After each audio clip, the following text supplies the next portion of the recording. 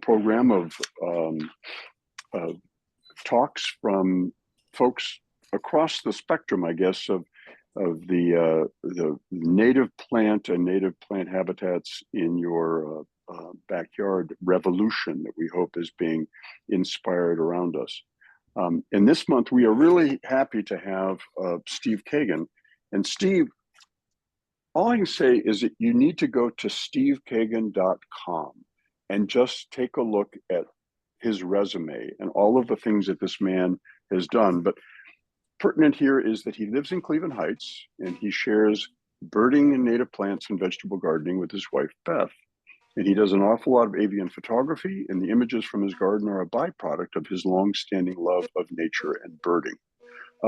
He's exhibited and published photography on 4 continents and has published reviews and critical writings in a variety of professional journals and books.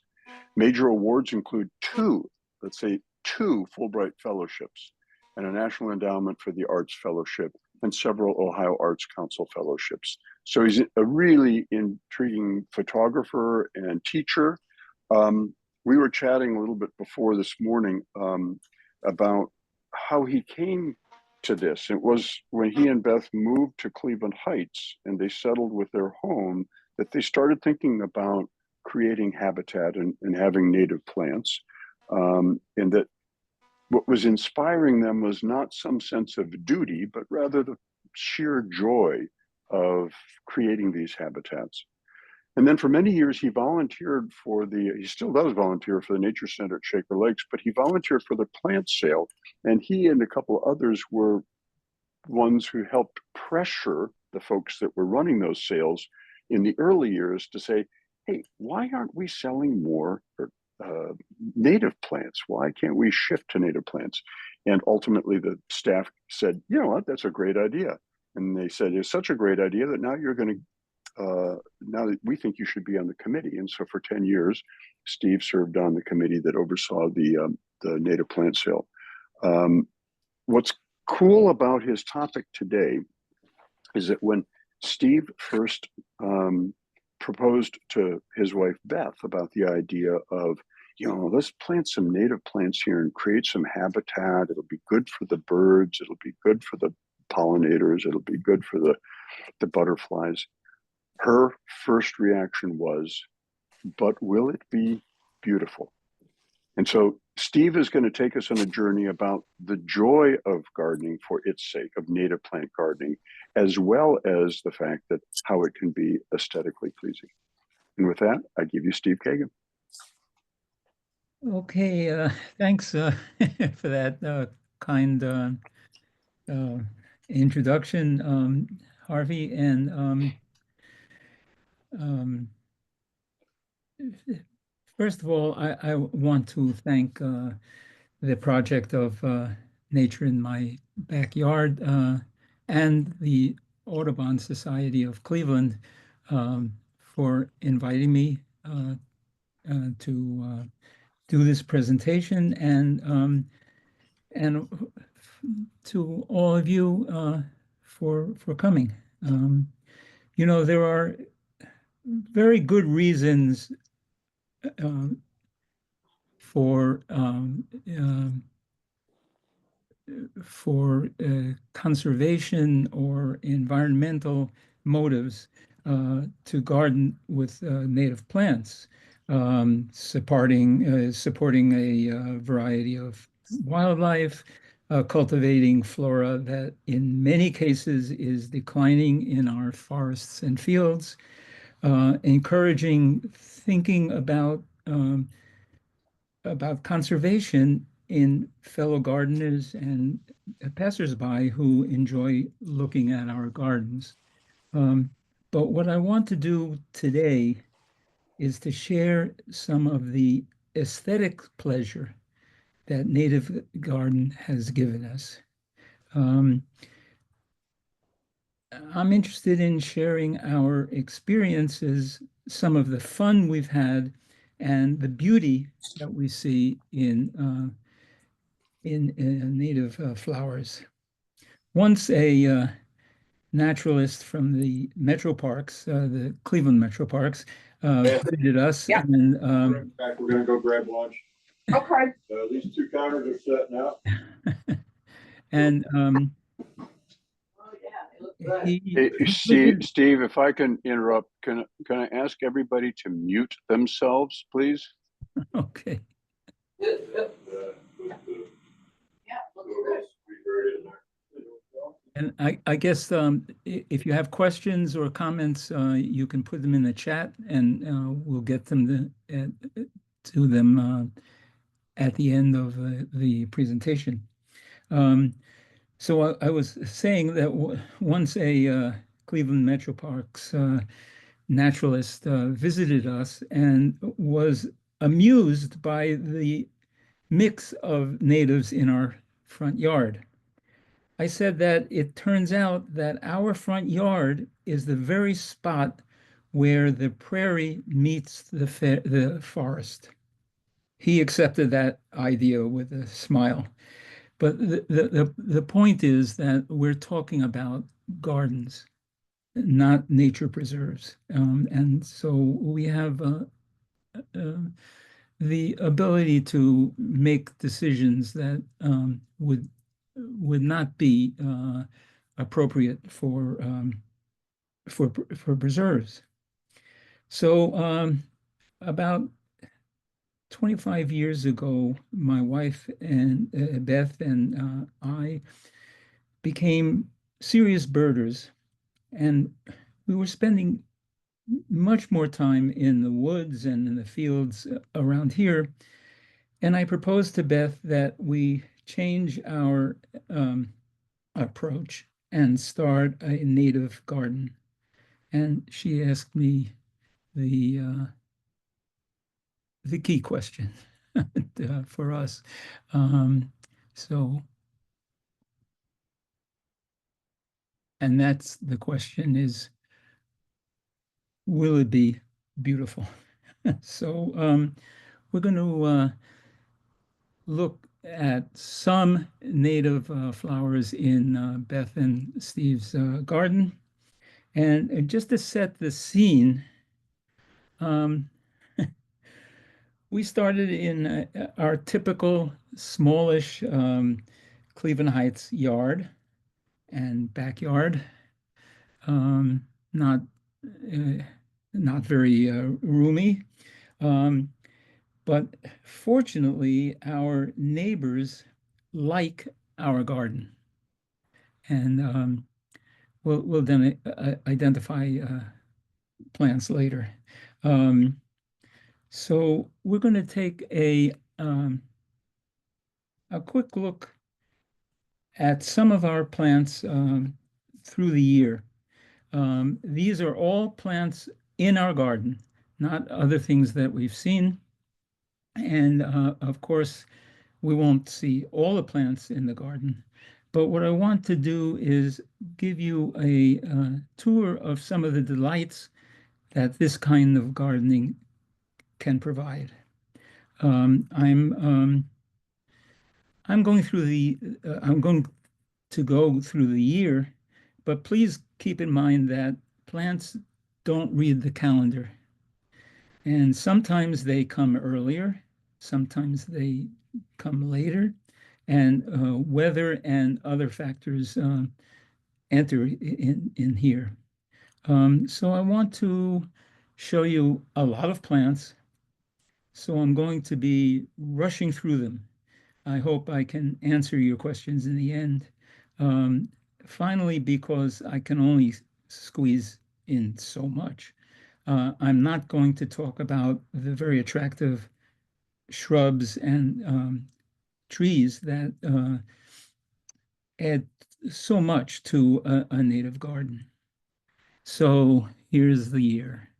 Well, January can be a very hard month for for gardeners.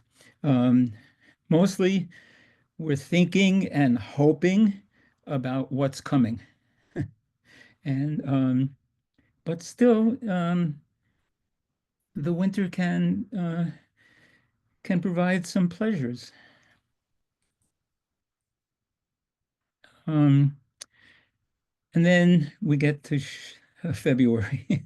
For the shortest month, it can take a long time to get through February.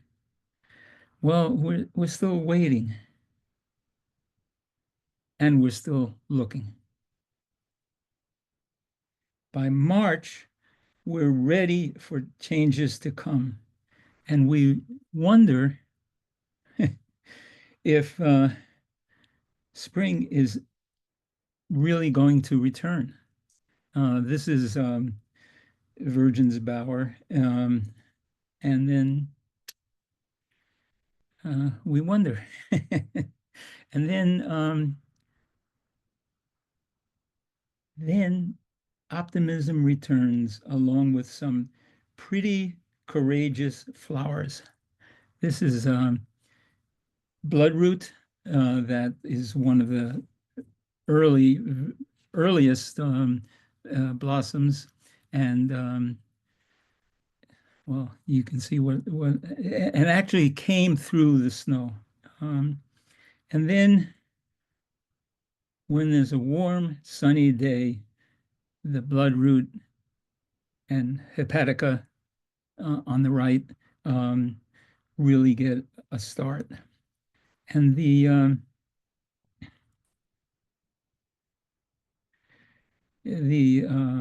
plantain leaf sedge, they have survived the winter and actually stayed green all winter under the snow. And the broadleaf cattail catkins, having waited all winter, start to spread their seeds. And then in April, things start to emerge and bloom for real. And our hearts leap. Ferns like the sensitive fern on the right and the ostrich fern on the I'm sorry, the sensitive fern on the left and the ostrich fern on the right start to send up what are still tender shoots. The blue flag iris also begins to send up shoots. The cut leaf toothwort is another early bloomer. And May apple leaves start coming up finally, and then the flowers under the leaves start to emerge. And then that brave bloodroot that we saw before bursts into bloom. And actually, this very attractive foliage of the bloodroot will stay most of the summer. So it's very good. And then more spring ephemerals emerge, like Virginia bluebells, or trilliums. This is great white trillium, and this is sessile trillium. By the way, I know some of you want to hear the scientific names of all these plants, and just for time, I'm not doing that.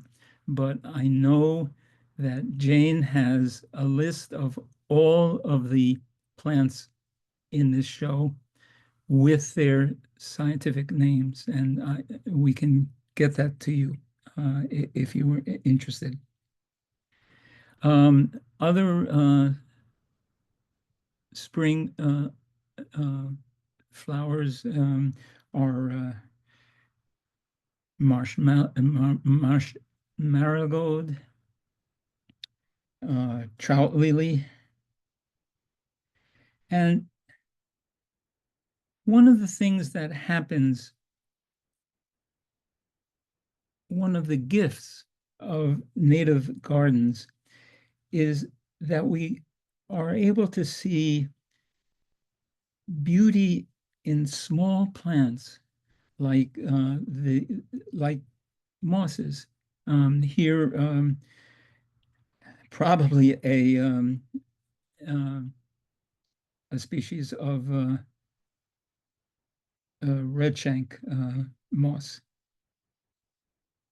or small flowers like Dutchman's peaches, or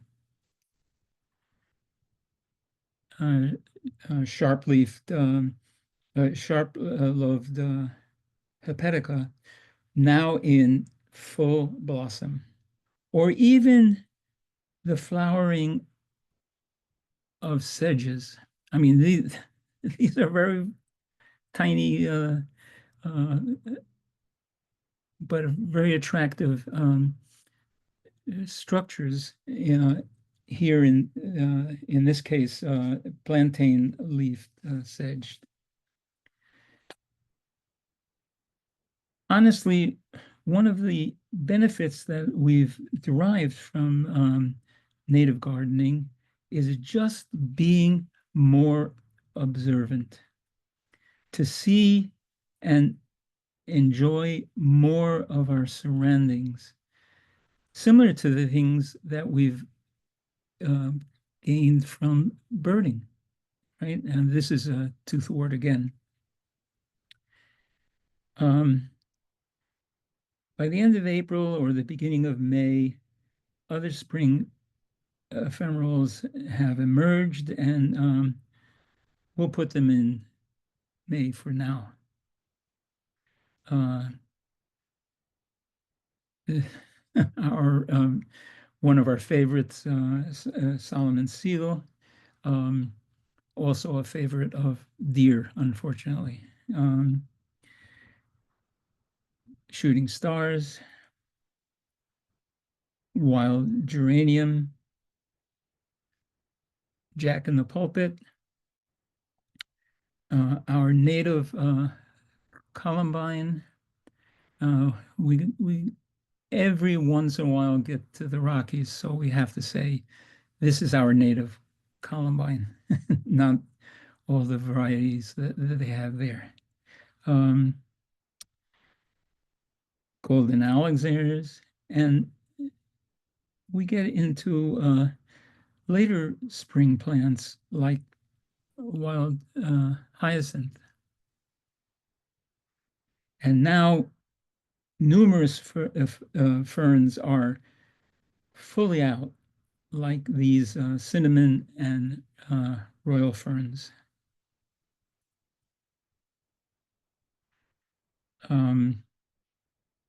The native roses start to bloom, like this pasture or Carolina rose.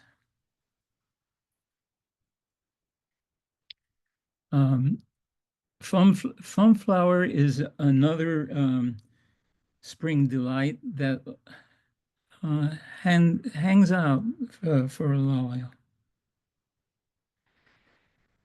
And the ragworts are fully out. This is golden ragwort, whose foliage stays with us all year long, even under the snow. And it's a plant that spreads very easily. So it's one of the plants that I promote as a good ground cover for partial shade.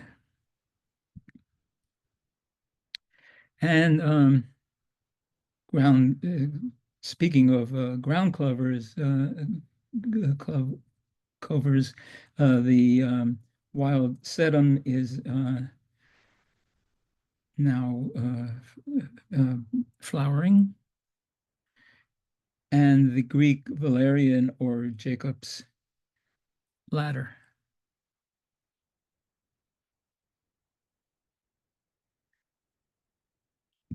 And the tall red trillium. And the native irises. This is blue flag iris. And in our pond, some things are coming to life, which is a great thing to see. Like sweet flag and the various violets. Of course, the violets aren't all violet colors. There are white ones and yellow ones, blue ones, and so forth. Bowman's root is another joyful late spring arrival. And some flowers are still developing, like this Solomon's plume, which is one of the false Solomon seals. The garden is already filling out and giving us the delight of contrasting shapes, sizes, and colors. This is important. Dense and varied plants are great to look at, but they also are important for the health of the plants in themselves and for the wildlife that visits the garden. And speaking of wildlife, at this time, the garden, the garden pond sometimes hosts amphibians of, these are American toads. And then June is a time for summer flowers to get started, like these harebills, the native evening primrose, or one of the native evening primroses. Monardas, like bee balm on the left, and wild bergamot, or our native lilies, like Canada lily and Turk's cup lily. We have some native liatris, which is always another welcome guest. Trumpet vine, a favorite of hummingbirds.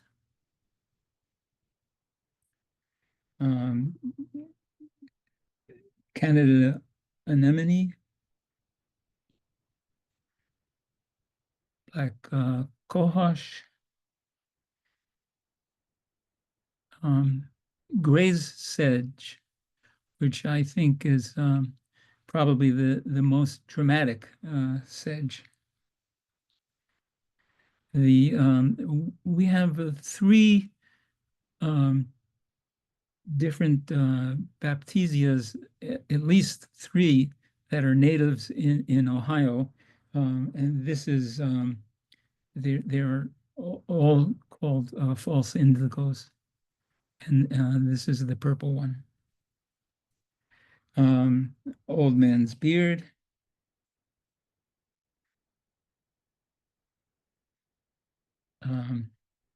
Ohio spiderwort. Now, I have to tell you that a bunch of experts, volunteers at at the Shaker Lakes uh, plant sale, we got into a big discussion about how to identify Ohio spiderwort and Virginia how to distinguish it from Virginia wort, spiderwort, because the descriptions in the guides give contrary advice.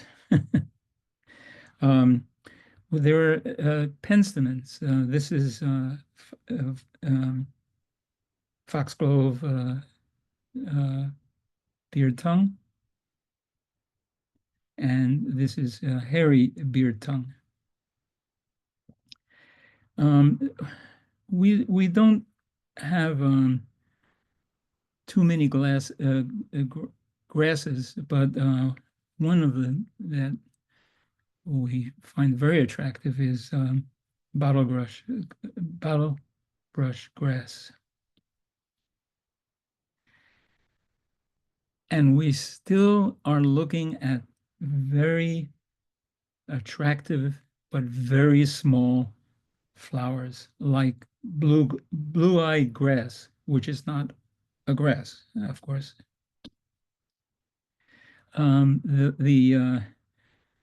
The pond flora is growing with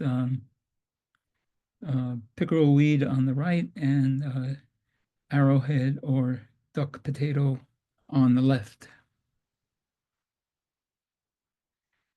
And also hosting more wildlife. This is a green frog. Remember that Solomon's plume that was developing last month? Well, many of those June flowers last well into July. So for now, I'm going to show you a few that begin only in July, although some of them may have ignored the calendar. The milkweeds, which have a lot of attention recently because of their importance to monarch butterflies, begin to blossom, like common milkweed. This is also common milkweed. And butterfly weed. And one of my favorites,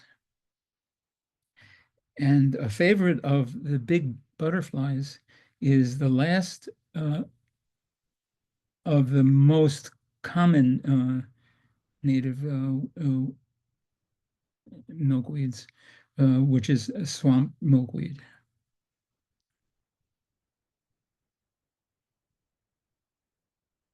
We have finally the blossoms from woodland sunflower, which is likes shade, but is a true sunflower. This time of year, we also look for some of the taller plants to start showing off, like the Joe Pye weeds. We have two common species that we enjoy looking at the subtle differences. So these are sweet or purple Joe Pye weed and spotted Joe Pye weed. Other plants include Culver's root, rattlesnake master, green-headed coneflower, which is also a great favorite of the pollinators. Um,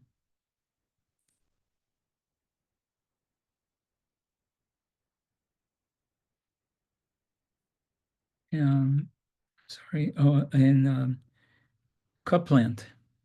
Cup plant is also a favorite of the big uh, butterflies when it's in bloom.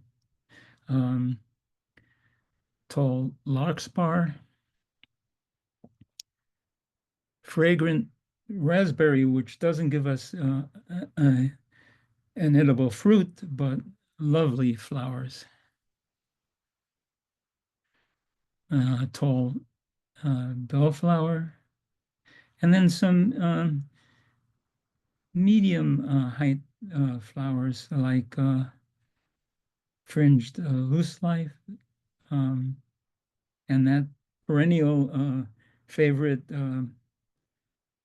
purple echinacea. And another favorite of mine is nodding onion. And the lobelias are very active in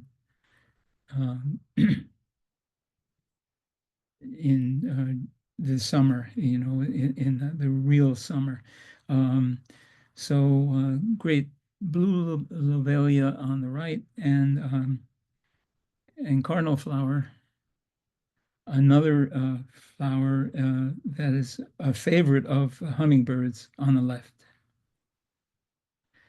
And then maybe a more subtle delight, ramp flower. For gardeners, August is when summer starts to wind down, and later flowers become more dominant. Although, again, depending on the conditions, some of them may have started earlier.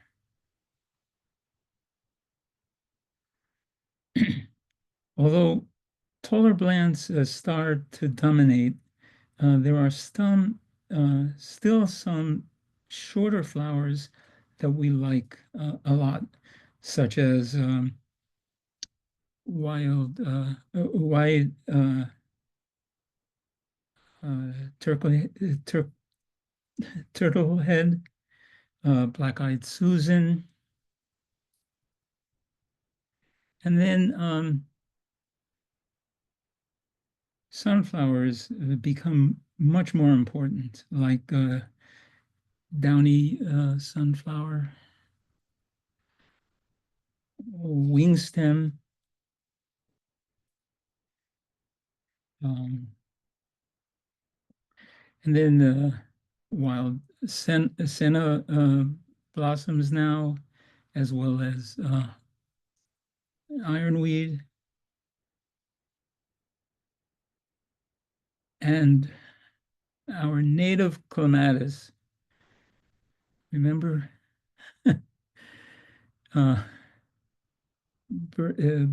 Virgin's bower, which gives us really a cloud of blossoms.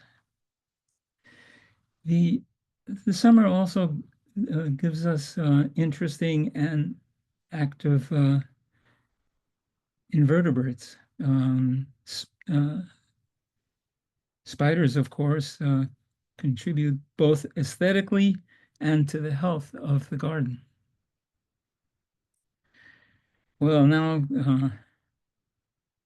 fall for us begins. Um,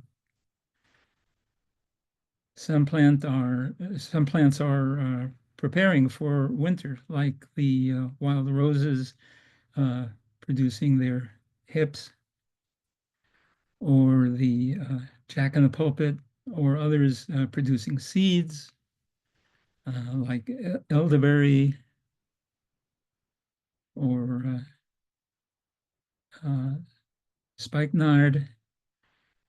And we still have plant the plants that are still on or even beginning to show their blossoms, like um,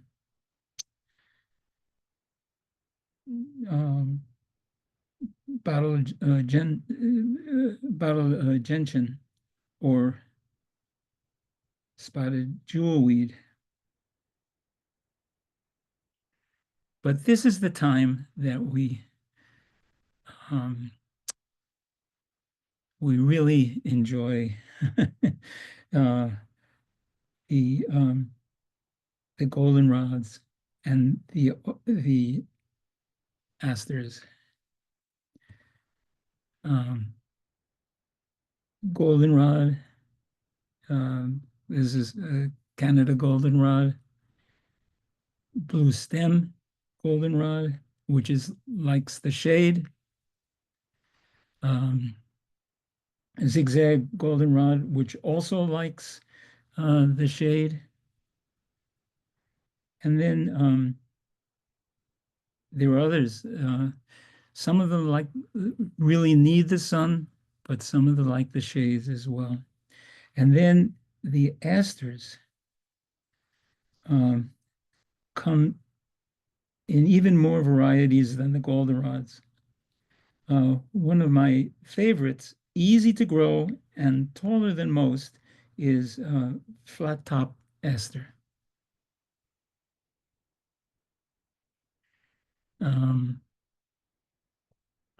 Heartleaf aster and sky blue aster.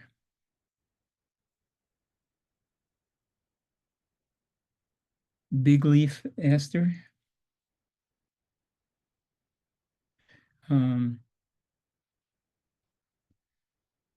Smooth aster, another one of my favorites.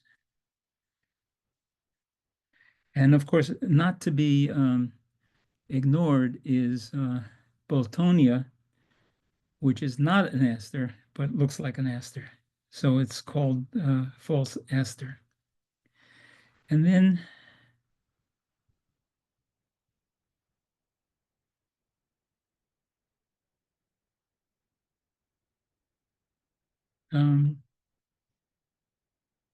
finally, one of everyone's favorite migrants,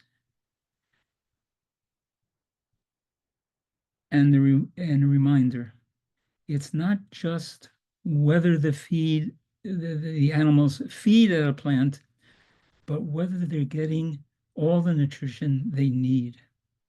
A bigger question is whether they can reproduce on the basis of the food that they're eating. And this is a very important reason to plant natives. Well, in October, summer is really ending. Although many of our plants are similar to September, I just can't refrain from giving you one more image of flat top aster. And then we may get a taste of what's coming in November. The winter really begins for gardeners in November. We still have some plants in blossom, like this lance leaf coreopsis.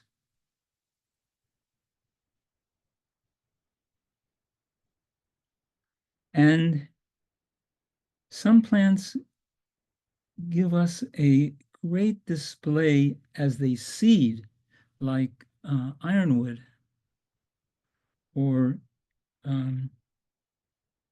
swamp milkweed. And of course, we can have snow to this month to contrast with the dormant plants like woodland sunflower.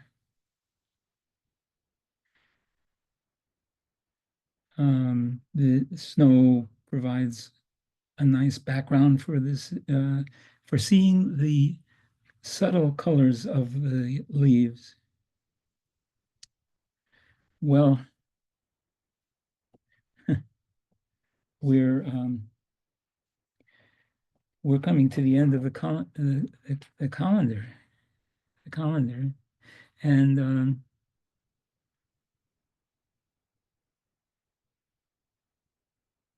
we think back over the year and start looking forward to next year. The garden still rewards a close look.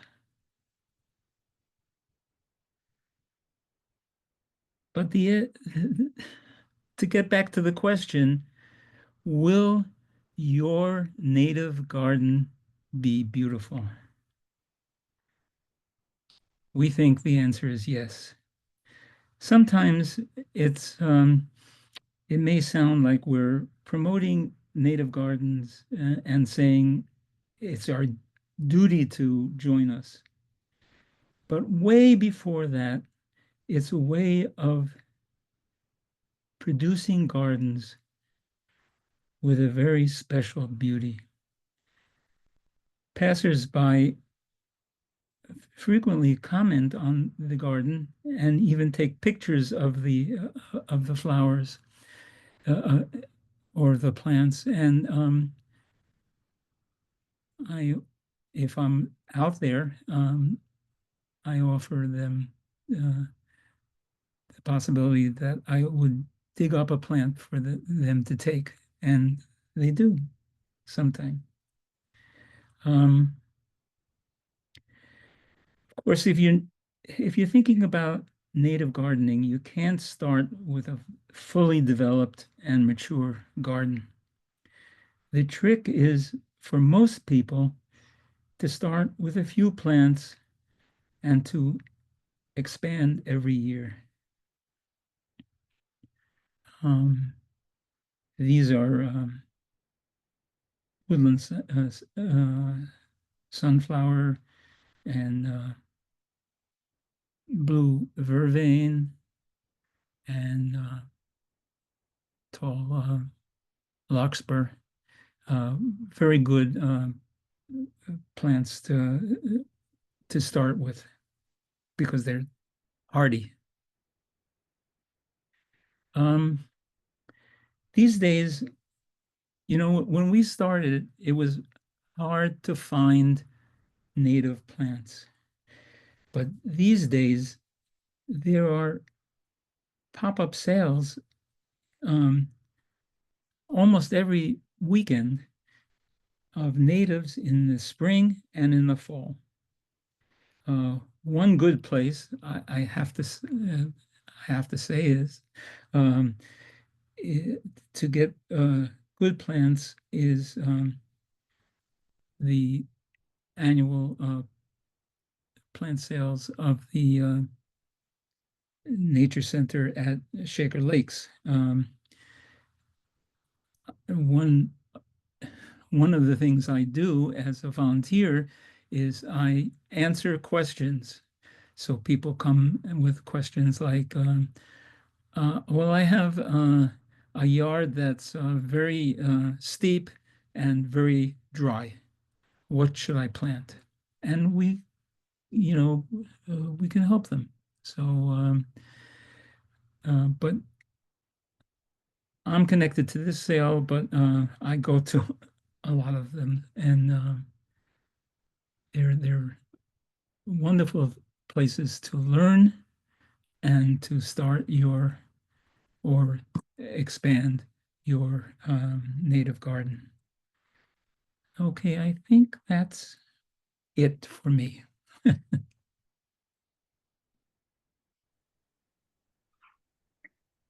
Thank you, Steve. A lot of great information, and your images were just spectacular. And I can't believe all those images were taken from your yard. They're all taken with in our yard, and I have to tell you, Harvey, that one of the things that's happening is the trees around our house are getting bigger. And so we have more shade than we used to. So there are some plants that we used to have that we just can't have. For instance, uh,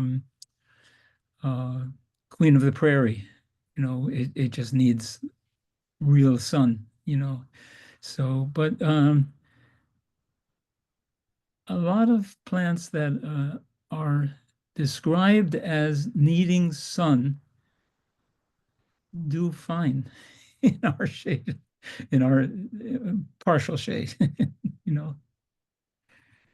And is it a battle? I mean, it seems like your yard now has got so many lush little sort of mini habitats, and you've got such amazing assemblages of plants, both, as you say, in color and structure and diversity.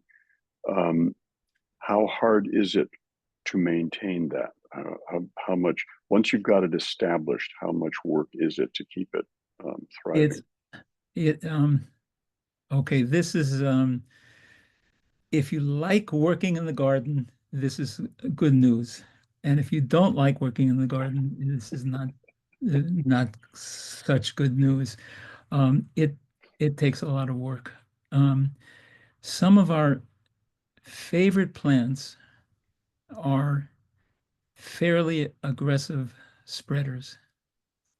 And so we donate a lot of those to plant sales, for organizations, and we're um, we're constantly trimming back the ones that spread, and trying to give room to the ones that are more susceptible to the pressure. So it's a lot of work. And then there are weeds that even with all this dense native foliage, there are weeds that we have to take care of. Um, oh, buttercups, various species of buttercups. Um, well, that's the one I'm thinking of right now because I've, oh, um,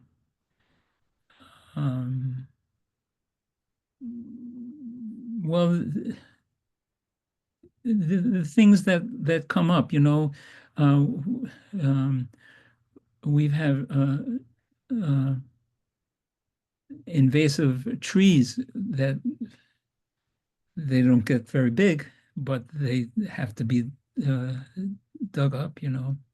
So it's a lot of work. Um, I find it a very stress reducing work. And with respect to some of those natives that you've planted that are super spreaders, I mean, the idea is that as you gain experience, maybe you could just avoid those ones that want to dominate your yard, Well, choose different sure, species. sure. And it's one of the things that you become sensitive to is the meaning of uh, microenvironments, you know. So I had a lot of uh, difficulty to get uh, great blue lobelia started in our garden, and Mm-hmm.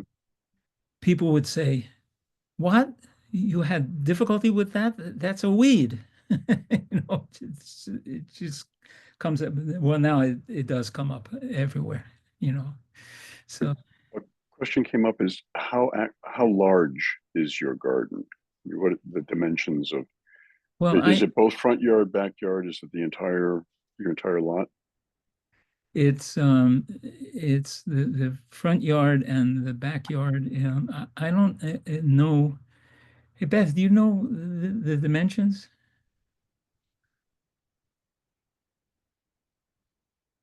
Oh, I don't know the dimensions, but very um, they're not very great.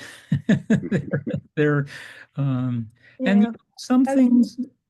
as you saw in the initial pictures, it's a small front yard and a small backyard. I think our whole lot is 150 feet or something in depth, 50 feet across.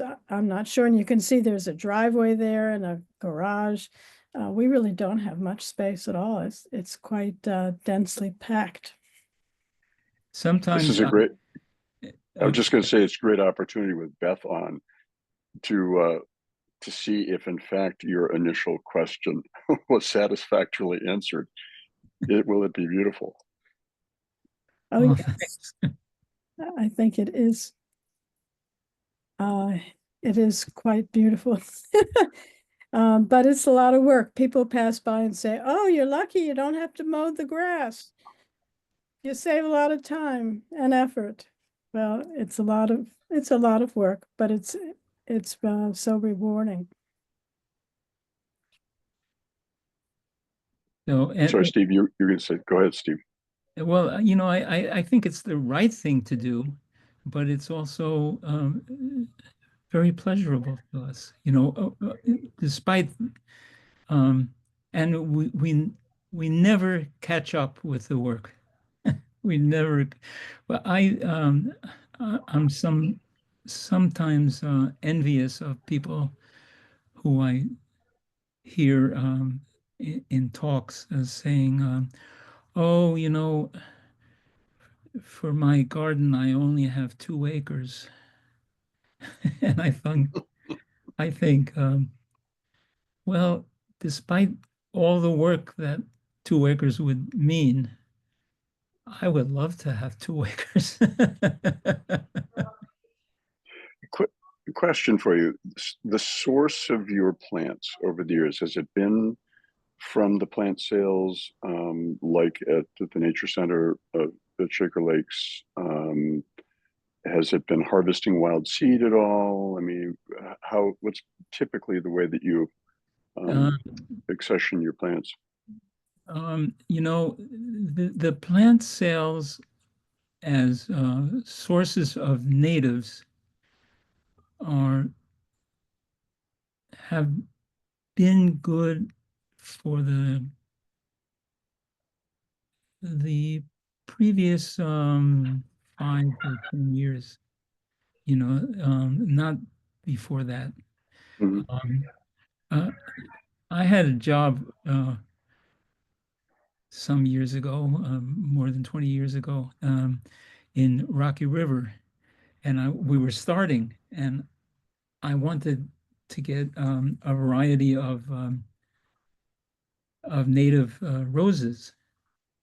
So I went out to a nursery, in the far west uh, of, uh, of Cuyahoga County, and I talked to a seasonal person who said, "Oh, I don't even know what you're talking about. Talk to talk to my boss." So I showed him my list of scientific names of the roses, and he said, "Oh, you're looking for native roses." I said, "Right." He said, last year we tried to promote them. I mean, this is maybe 22 years ago. Um, we tried to promote them last year, and if you had come in at this time last year, I would have given them to you because we couldn't sell a single one. And I would say, I said, no, I would buy them. But he said, we don't have any more because we couldn't sell them. Now, the commercial nursery sources are not very good for natives, for native flowers. But so we started online, and there were places in Iowa, Michigan, Pennsylvania, and Delaware, Massachusetts, that were very happy to answer questions and provide us, with plants. Okay. I've also rescued a few plants. Our dog Bane is a rescue from a place that was paved over at Case Western Reserve University. I just took seeds. I took seeds, Right. and the next spring it was paved over. So Many of the wildflowers at the Cleveland Museum of Natural History, the Woods Garden, were actually salvaged from development areas that were, forest is going to be just trashed, and so Right, folks would right. go out, usually with volunteers from garden clubs, to try and rescue as many plants as possible and relocate them. Right. Yeah. So Yeah. I haven't. I just want Sure. pertinent to that conversation is that if folks are looking for contemporary sources for native plants, actually our Nature in My Backyard website has got a nicely curated list, and it's cool to see Meadow City and some of these nurseries that are Right. coming online that are specializing exclusively in native plants. Right, and they do these um, pop-up sales, and um, you can get on their mailing lists, and it's really changed. It's really changed.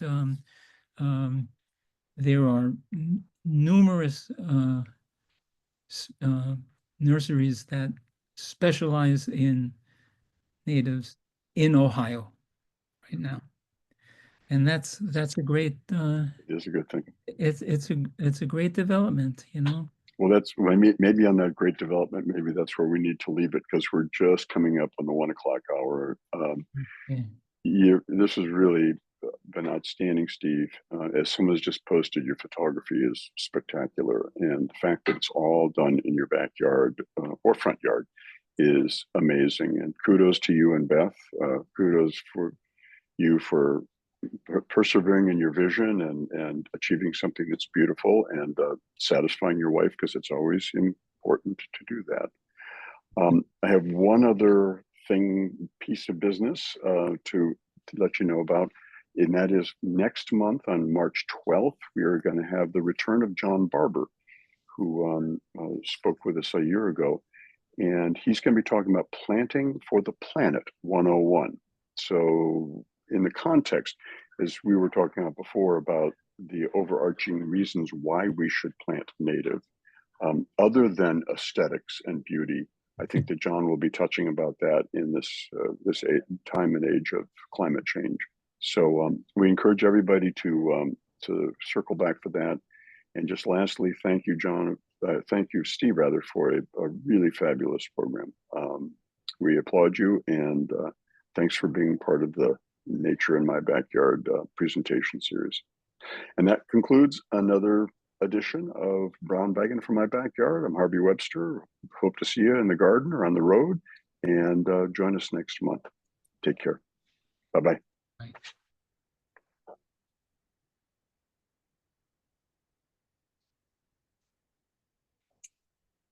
Are you seeing the comments, Steve, in the chat? I know that They're so kind. There you go. There you go. Okay. Excellent. All Well, right. my friend, thank you much. It was a pleasure chatting with you this morning, and thank you for sharing your knowledge and expertise in photos. And Okay. Thanks. hope to see you soon. Thank Take you. care. Bye-bye. Bye, all.